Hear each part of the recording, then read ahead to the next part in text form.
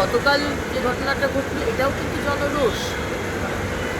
এখন 15 বছর ধরে অভিষেক ব্যানার্জি, মমতা ব্যানার্জি এবং টিএমসি পার্টি যেভাবে বাংলার মানুষকে কোণঠাসা করে অত্যাচার করেছে, একদিকে পুলিশ আর একদিকে জাহাঙ্গীর শেখ শাহজাহানকে নিয়ে, তার জবাব বাংলার মানুষ দিচ্ছে আর দিয়েছে।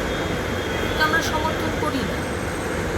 কিন্তু অভিষেক ব্যানার্জি, মমতা ব্যানার্জি গতকালও দেখলাম বেসরকারি হাসপাতালে গিয়ে চিৎকার চেঁচামেচি।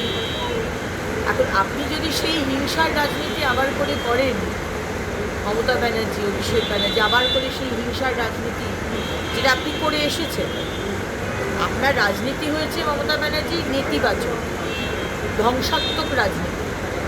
সেই ধ্বংসাত্মক রাজনীতিকে যদি আবার করে নতুন সরকারের সময় ফিরিয়ে আনতে চান, আপনার পলিটিক্যাল মাইলেজ আর আপনার দলকে আবার করে ভাসমান রেলেভেন্ট করার জন্য, এটা কিন্তু আমরা করতে দেব না।